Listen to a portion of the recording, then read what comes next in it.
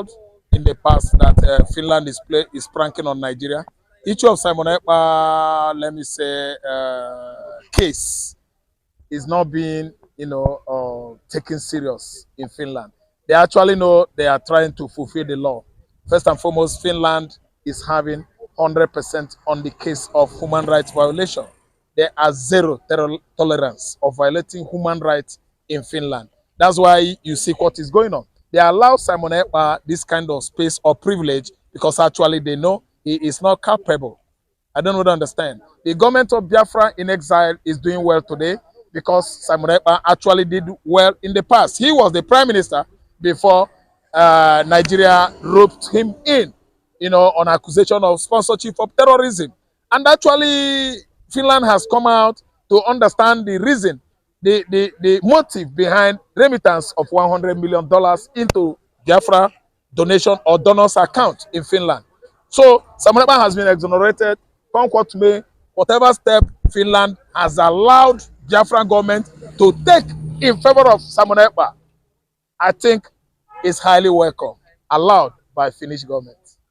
So now that he asked Dr. Ngozi Obreze to work under the directive of Ogenkere. Yeah. And also organize another committee, which Ogenkere is going to head the committee, which also Dr. Ngozi Obreze will also be a member of that very committee. What do you think Simon Ekpa is trying to do in this very case? In this very case, Ekpa is trying to give upper hands to Nkere.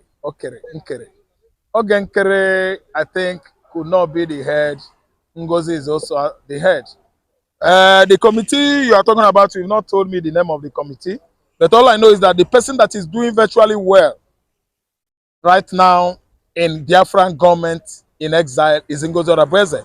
People are listening. Western world are listening more to Ngozi Obreze than Ogenkere. Simon Ekpa also acknowledged that.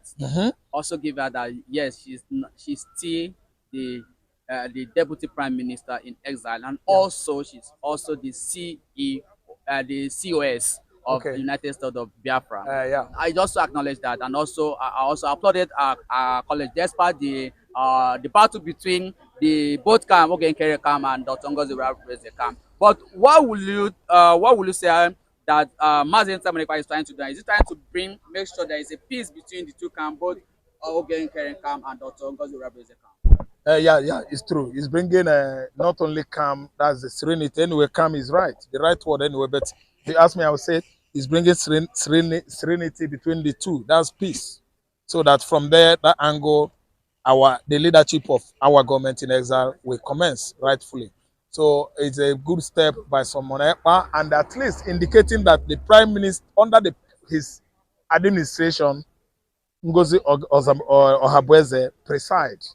I don't really understand. But if you ask me who has done well so far out of the two, Nkere and Obreze, I give kudos to Ngozi. Because Nkere, I see him quarrelsome, talking too much, having some group that are attached to him under the same regime that are going even against Ngozi Obreze. That Obreze committed this and that. Yeah, we are much, let me say, fracas and antagonism, over Ngozi Nkere's Ogenkere's administration. While Obreze, very outspoken, though deviated at the preliminary stage and has now corrected herself. Also, Mr. Rab, have in mind that General Gentile also accused Dr. Ngozi Obreze that she's not doing the right thing. So let me just, because Mazi Simon Ekpa also mentioned that yesterday. Let me have your reaction concerning what Gentile the Yahoo said concerning Dr. Ngozi Obreze. Yes, during Obraze's regime, what has been given to Biafra youths, let me use the word IPOB, stopped. I don't know what to understand. Not it downsized it. Obreze began to see those Biafran youths that are fighting steadfastly for the Biafrans as street urchins. Obreze did not recognize them. That's why from the angle where Holy Ghost, Gentle, and rest of those youths that are doing virtually well to Sekebo land, began to have issues with Obreze. She actually neglects them. She stopped from giving them what is befitted for them. Well, yesterday, Simon Ekpa said we should go back to we should get back to the chart I mean, you should return back and give them what is rightful to them so they can be able to secure the land. Yes, the materials, the logistics, the material support being given to these boys, these Biafran youths, in the first place when Samuel Ekpa was in charge, actually abruptly stopped. That's why you see loopholes. That's why you see them at least sitting back to watch over the Janjaweeds. Fulani, Janjaweeds led headers, terrorists, taking over entire Igbo land. And it is on course now because in Enugu, recently in Ebonyi State, we've seen what happened to, Lord choosing worshippers that were at least conducting night vigil. Up to the number of them, 30, were killed. And you can see what happened to the Enugu, farm settlement. They were killed in their large number. And recently, what the kind of rape and killings in Enugu at Ihamufu, Nsuka axis of Enugu State recently actually indicated how secured is Igbo land when Simon Ekpa was in charge. And because of lack of all these logistics and material support, all these killings actually recently or lately was successful. They have given way, straight way to Nigerian military that are sponsoring and supporting headers, killer headers in Enugu State. That's why these Igbo farmers, these women were raped and maimed and quiet in their large number recently. And we can see that Ohabweze, he has to adjust. He should at least adhere to what Simon Ekpa was doing in the past. All his support to our boys that are securing our land. Because Ohabweze should commence on doing that, irrespective of the fact that they frozen the account that belongs to Ekpa, trying to accuse other Igbo billionaires of involvement or complicity or sponsorship of our boys that are securing our land. I tell you that Tinubu administration has come to at least revive what Awolowo did in 1970, freezing Igbo billionaires' account, giving them only 20 pounds. Tinubu, don't give this current Igbo men, you seize the account, don't give them 10 kobo. Steal the whole money and go. We still remain. There's no how Igbo man will finish. See, Igbo know they finish. As long as Igbo no finish, the time where we dey fight civil war, 1967 to 1970, Igbo no finish, we remain. Tinubu continue your animosity, hatred against Igbo man. Igbo no go finish. Igbo no go finish. Seize the accounts. God is watching over you. I'm telling you that we have actually murdered democracy in Nigeria. We are seeing another, let me say, tastes of democracy that has never been before in the history of the earth. What happened is that continue with your annihilation, animosity and antagonism against the Igbo nation. The account of the 16 people or non-Igbo billionaires you seized, steal their money, add it to your own. Bayo Nanuga, Dele, Alake, Bajabia Mila, anti-Igbo East. Carry the whole 16 accounts, account names, steal the money. The number of men that were sponsoring terrorism in Nigeria, up to 350 something, were brought to Buhari in 2021. Buhari could not at least implement investigation or implementing the names to investigate accurately whom these people are. All their names were Mohammed Garba, Buhari, Moshud, all these Muslim names. None was Igbo. You swept it under the carpet. Now you have come to accuse my brother, to accuse me.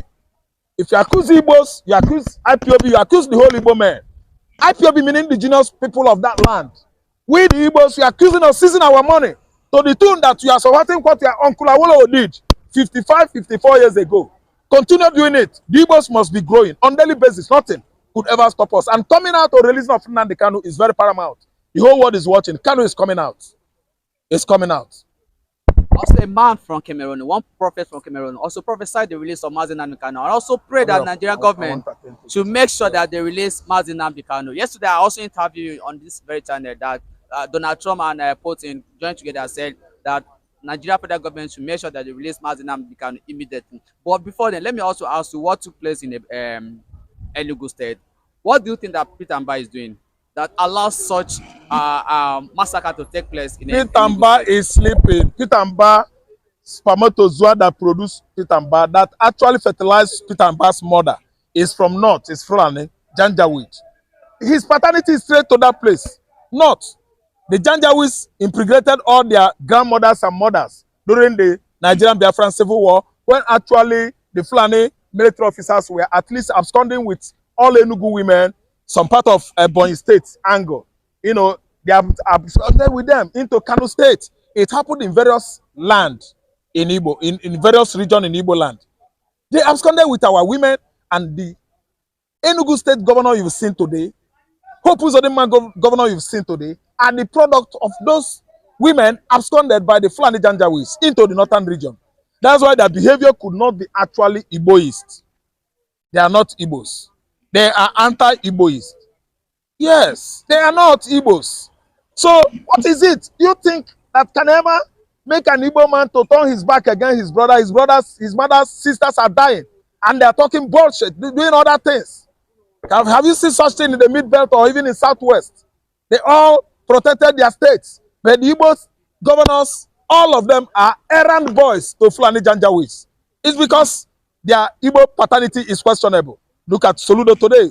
Instead of securing Anambra State, Soludo is going after native doctors. Yes. Native doctors that after preparing charm for them, before they could win the election, now they have turned against them. You want to tell me that Soludo has never visited any native doctor in Igbo land? You want to tell me? They are all the same. And today, because of Fulani Janjaweed is using against them, they want to turn Igbo land to killing field. Killing field of Vietnam. Concentrated camp. Concentrated camp of what? Berlin. Where they almost subjected the whole Igbos to Holocaust. They want to exterminate the Igbo race so that the Muslims, Fulanis, will occupy all our geography in the southeastern hemisphere of this country. So I am blaming mostly the governors, other political elites in Igbo land for our woes today.